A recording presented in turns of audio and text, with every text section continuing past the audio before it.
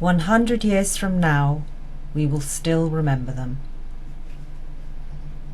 2014 saw numerous articles and programmes to mark the centenary of the outbreak of the First World War, a milestone in mankind's journey to reach his final resting place sooner rather than later. So why have yet another anniversary in 2015? Because then, as now, the human race is hell-bent in their effort to annihilate itself, finding ever more catastrophic methods to dispatch us to an early grave. For 2015 also marks the 100th anniversary of the first use of large-scale chemical warfare. And when I discovered the turn of events that linked a man who I had never known, Second Lieutenant Rycharde Meade Haythornthwaite, with both the First and Second World Wars, I realised that whilst isolated in itself, each event that unfolds, each discovery made, each evil unleashed, will eventually touch every one of us. We will indeed remember them, because there will always be those who will not let us forget.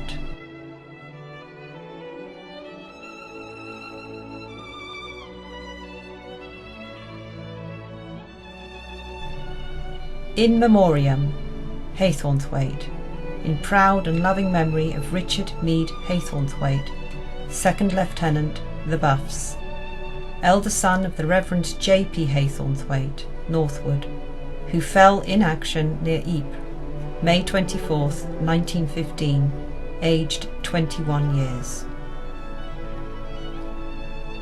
This obituary appeared in the Times newspaper and would undoubtedly be one of many thousands that rolled off the press during the dark years of the First World War.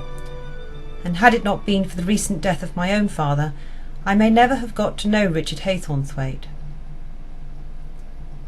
My father bequeathed to me his collection of books, and amongst them was the 7-volume Methuen and Company Limited edition of The Decline and Fall of the Roman Empire, which I initially regarded as of little consequence, until I opened each volume and found the exquisite Edwardian signature, R. M. Haythornthwaite, 1913, meticulously inscribed on the inside front cover of each book, along with the words, English Essay.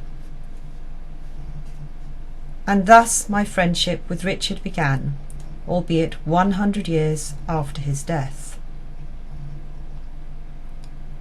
During this narration you will hear my 14-year-old son reading Rycharde's letters, because had my son, who was born in 2000, been born exactly 100 years earlier, I would doubtless have feared for his life in the same way thousands of mothers did during those dark years when over 250,000 underage boys went to fight on the front lines. Monday, 24th of May, 1915. The Germans started at 2:30 this morning with a terrific bombardment, using their vile gas. Our lads were splendid and stuck it. I worked my way up to the front line.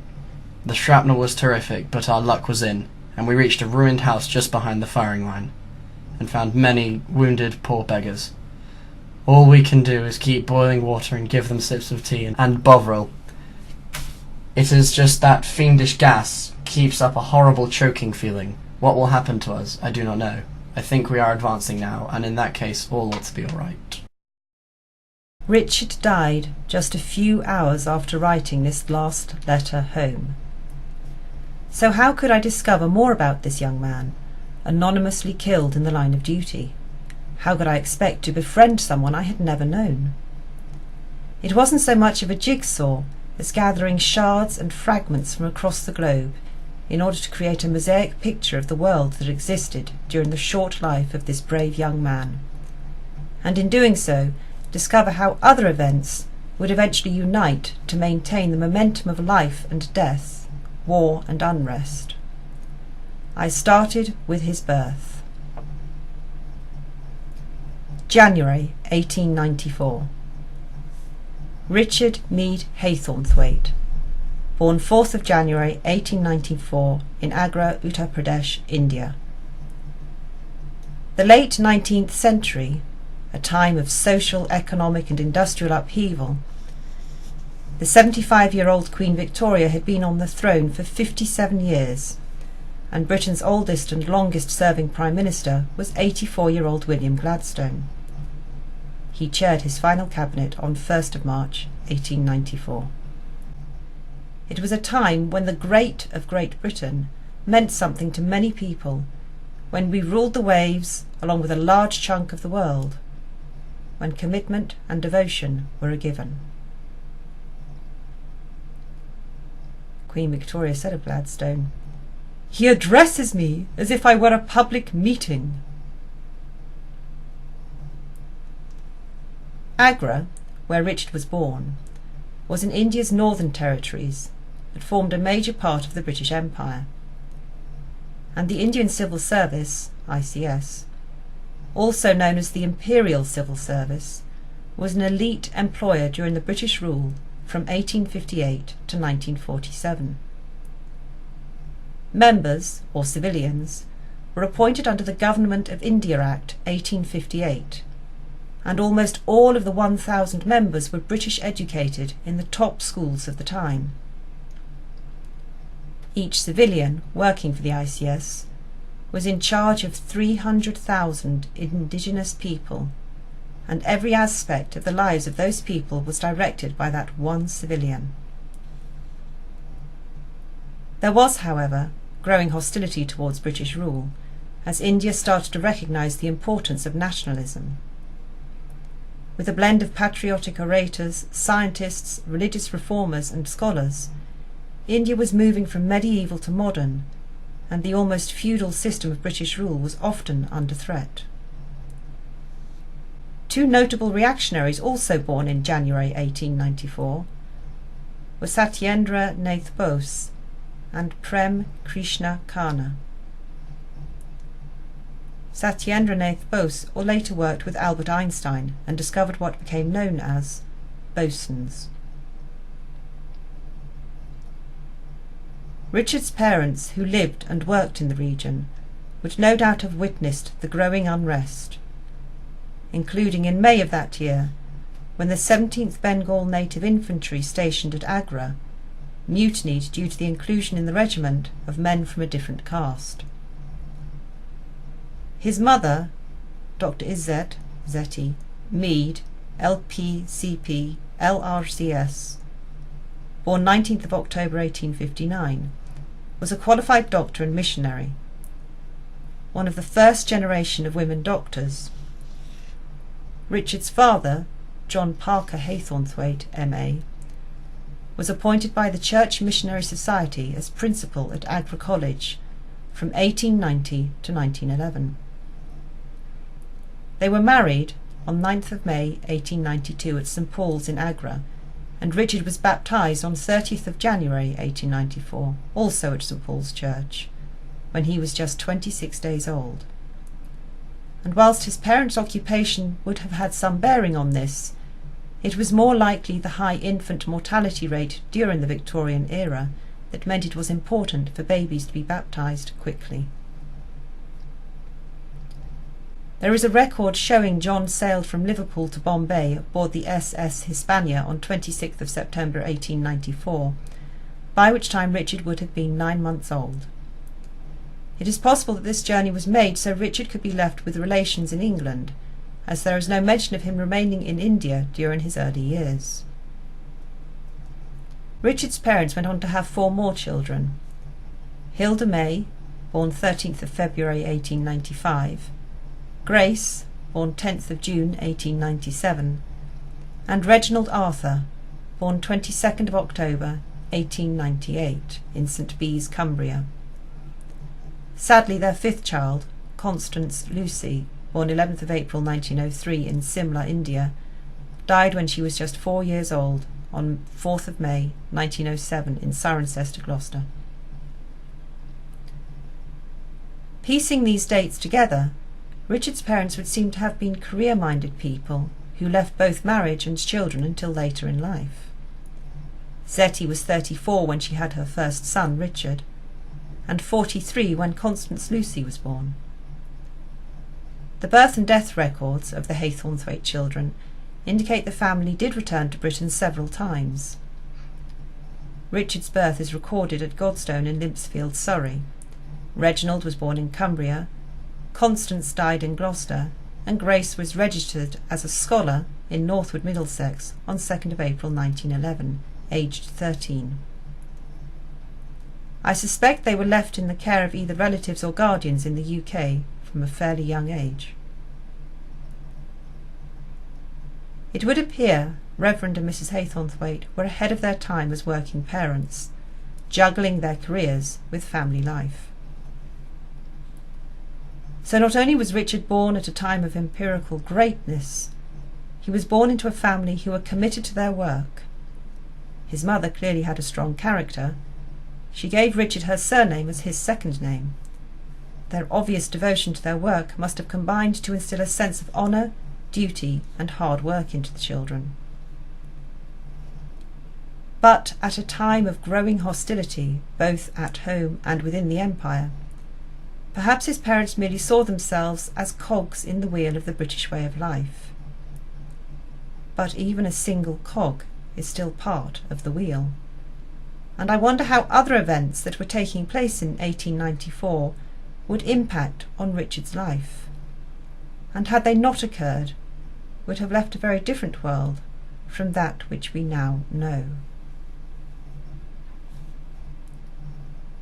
January 1894. A young boy is playing with his friends near the frozen river Inn that flows through Passau, Germany. He is only 4, and like all boys that age, having fun oblivious to any danger. However, the ice is very thin, and the boy falls through to the freezing water below, and would surely have drowned had it not been for a local priest, who without any thought for his own life, dived in to save the struggling child. The priest was Johann Kuhberger, and the little boy he saved was Adolf Hitler. Other memorable events include Edward VIII, who later abdicated to marry American Wallis Simpson, was born. The Manchester Ship Canal opens. At 36 miles long, it is the largest river navigation canal in the world. Blackpool Tower opened. Tower Bridge, London, opened for traffic. The first motion picture experiment of comedian Fred Ott, who was filmed sneezing. Joseph Conrad returns to London after years at sea and starts to write his first novel, Almayer's Folly. Arthur Conan Doyle's anthology, The Memoirs of Sherlock Holmes, was published. Rudyard Kipling's story collection, The Jungle Book, was published. Michael Marks forms a partnership with Thomas Spencer, and they open their first store in Manchester. The Great Horse Manure Crisis. 50,000 horses in London were each producing nearly 7 kilograms of manure and 2 pints of urine each day, and given a life expectancy of 3 years, their bodies were often left on the roadside to rot, so the carcass could be more easily sawn into pieces before removal.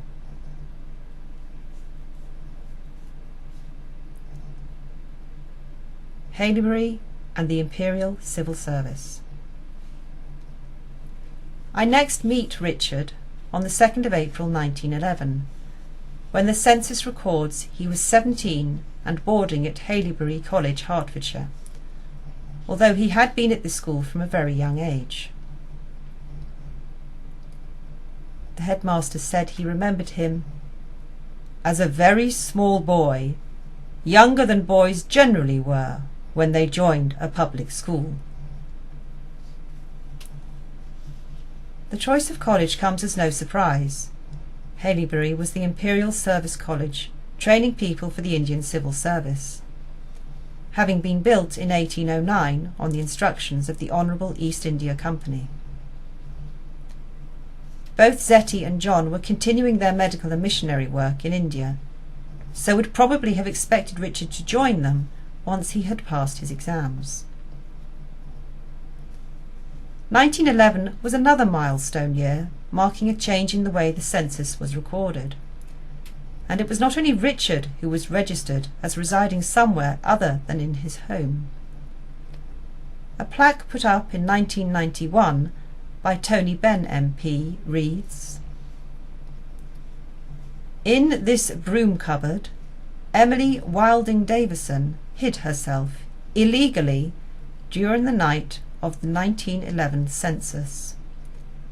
In this way, she was able to record her address as being the House of Commons, thus making her claim to the same political rights as men." The police report dated 3rd of April 1911 reads, "Miss E. W. Davison, found hiding in crypt of Westminster Hall since Saturday. Apply Common Row Police Station for more information." Other memorable events include the coronation of King George V and Queen Mary. Great Britain and Japan renewed their 1902 alliance for another 4 years. Japan was to enter the First World War on the side of the Allies. The first public elevator is opened at Earl's Court, London. Britain's first seaplane takes flight. The South Pole is reached by Norwegian Roald Amundsen ahead of the ill-fated Terra Nova expedition led by Captain Scott. The Titanic was launched. The Official Secrets Act came into effect. Cambridge. Richard was not a great athlete or especially clever, but he worked hard and played hard. He was the second 11 at cricket and won the school mile in 1912. He left Haileybury in the summer of 1913 when he was 19 years old. His school report states, "His work was well prepared and he had sound judgment." The housemaster said, "His energy and sense of duty have done wonders." The headmaster, "He has been a keen and trustworthy head of school." Richard went on to Sidney Sussex College, Cambridge, where he read history. However, he was there for just 3 terms before war broke out, and he did not hesitate in signing up, and on the 15th of August 1914 he entered as Second Lieutenant, East Kent Regiment, the Buffs. He trained with his regiment for several months before heading over to France on 9th of May to his base camp outside Rouen in fairly comfortable huts. His letter, dated 11th of May, confirmed his arrival at Ypres. We can hear the guns easily where we are now, and several aeroplanes keep passing overhead. It's awfully ripping out here. The weather is grand and everything looks splendid. There is much more green than in England, and all the way up here the land is being cultivated just as nothing were happening. They are simply splendid, these peasants. Letters from home were very gratefully received, and Richard wrote several to his parents. 13th May. I had my first close shell while we were waiting to go up, and it certainly gave me a funny sort of feeling.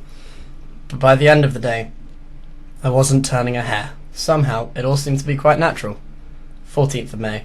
We are still waiting in readiness in case we are wanted suddenly, but unfortunately the weather has changed and it has been bivouacking in the wood. A bit cold and damp. Our cake's very heavy, because if not, an occasional cake would be nice, as rations are nothing wonderful. 20th of May.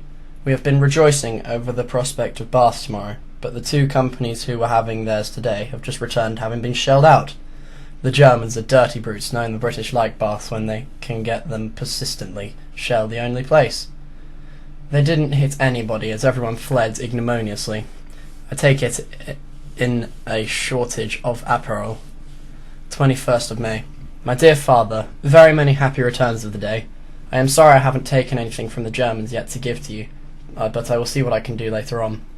We are going back to the trenches tomorrow evening. It has rained the last 3 days, and the mud, as you can imagine, has been dreadful. 22nd of May. Thank you very much for the letters and parcel which has just arrived, and we are starting off to the trenches, so I brought cake up with us.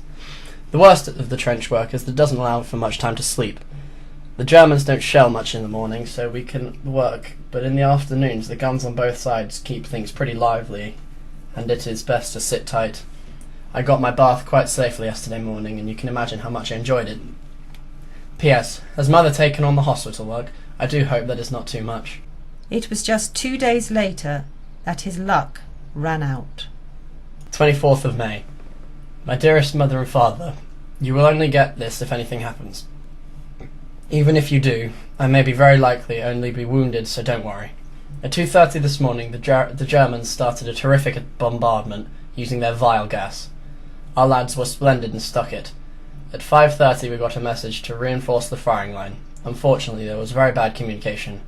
I went out to try and find out what was happening and worked my way up to the front line about 1,000 yards ahead. The shrapnel was terrific, but our luck was in and we reached a ruined house just behind the firing line and found there a good many wounded, poor beggars. I got a stretcher party together and we pulled in several badly wounded, but unfortunately they sniped at us, the brutes, and 2 of our poor chaps were hit. We have done what we can to make them comfortable. We can do so little for them until dark, and even then it isn't safe. All we can do is keep boiling water. It is not safe to drink otherwise, and give them sips of tea and bovril. It is just that fiendish gas, keeps up a horrible choking feeling which prevents one from working as hard as one wants. What will happen to us? I don't know. I think we are advancing now. If the Germans get through, we can only surrender on account of our wounded. If we fought, as God knows we would like to, they would only murder the wounded. Well, cheerio if anything happens. I'm glad I can tell you I've been in the least frightened, and I think I have done a little to get those wounded into some sort of safety. Thank God I have managed to do my bit like all the other brave fellows. I know you won't mind as long as I have tried my best. Did Richard have a premonition that his life was coming to an end, or was it routinely accepted by every man that each moment could be their last? He also could not have known that he was amongst the first to experience the effects of chemical warfare. It was just a few hours later that he was fatally wounded. He was shot during one of his many sorties he made out into the firing line to help the wounded. Sergeant Major W. Dunlop of the 7th Durham Northumbrian Division wrote to Richard's father. After a while, the counter-attack started. Our troops advanced. What a sight! Men falling right and left, but still the advance continued until they reached our cottage. On several occasions your son went out and brought men in. It was on one of those that he got hit, the bullet passing through his left shoulder. I was dressing a chap with a finger blown off when it happened. He was as calm and cool as ever. He ordered a man to take everything out of his pockets, spectacles included, with instructions, "See these things are handed over to my family." If anyone ever died a soldier's death, Lieutenant Haythornthwaite claims the honours of doing so. There are several letters from different people, soldiers who had served alongside him, those who were helped by him, and the parents of soldiers who had died but received his care. Words including gentle and kind, tenderly helping, and debt of gratitude are used, conveying a message of the ultimate sacrifice made by Richard. Rycharde Meade Haythornthwaite, born 4th of January 1894. Made 2nd Lieutenant East Kent Regiment the Buffs, 15th of August 1914. Died in action 25th of May 1915, Ypres, Belgium, aged 21. His body was never found. 1915 was a montage of events representing the change in warfare that World War I symbolised, when armed conflict took on a whole new horrific direction that led to international reform. The Battle of Festubert, 15th to 25th of May 1915 on the Western Front, when the British Expeditionary Forces suffered over 16,000 casualties, was a turning point in the war. Military correspondent Colonel Reppington wrote in the Times that the high number of deaths was due to shortages of artillery and other weaponry. The public's reaction led to the downfall of Asquith's Liberal government. However, it was not just the serious deficiencies that brought about change. It was the first time poisonous gas had been used on a large scale, and the BEF were not equipped to deal with the deadly effects. Keeps up a horrible choking feeling. After experimenting with different solutions, the Germans used chlorine to bombard the BEF on 22nd of May at Ypres. Due to the nature of this weapon, the Geneva Protocol, signed in 1925, prohibited the use of chemical and biological weapons in international armed conflicts. Other memorable events include the US House of Representatives rejected a proposal to give women the right to vote. The first attack on Britain by the German Zeppelin airships. The World's Fair opens in San Francisco. John McCrae, soldier and poet, writes In Flanders Fields. On 7th of May, Walter Schweiger, captain of a German U-boat, torpedoed and sank the ocean liner Lusitania with a loss of 1,119 lives, including 114 Americans. Alfred Vanderbilt and playwright Carl Frohman attached life jackets to Moses baskets in an attempt to save the babies, but sadly all perished. Within 2 years, the Americans declared war on Germany. Just one piece left. The final missing piece to complete my picture of Lieutenant Haythornthwaite will be found at the Melling Gate, where his name is recorded alongside the thousands of other brave men and boys who gave their all.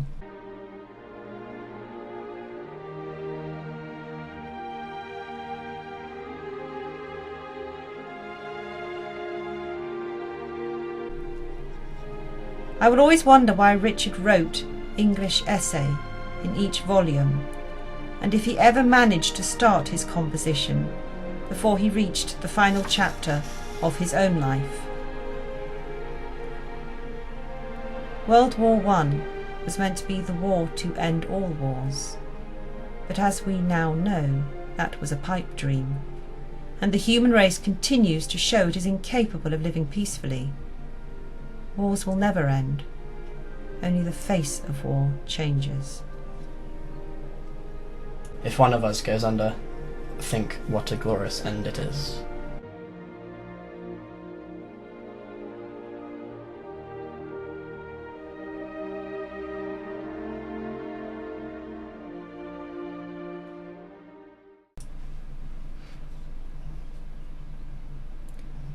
On tapioca. Lines inspired on tasting for the first time a plate of college tapioca and jam. The works of poets often I have read in vain endeavour rightly to find out the meaning of this life, but yet I doubt if any fan-famed poet was bred on college tapioca, or so fed he must have learnt what now I am about sagely to expound, namely, that throughout our earthly lives we may be truly said to recall a plate of tapioca. We are the little lumps that disappear so quickly between the yawning jaws of death, forgotten, but digested. Life's joys are the college jam with which one tries to steer one's little lump, though one often findeth that the jam offendeth. And life's hard things, what are they but the stones in which, and this for all our pain atones, a little kernel roams? So, reader, if a simile you need, to college puddings pay a gentle heed. Rycharde Meade Haythornthwaite. Died 24th of May 1915, aged 21.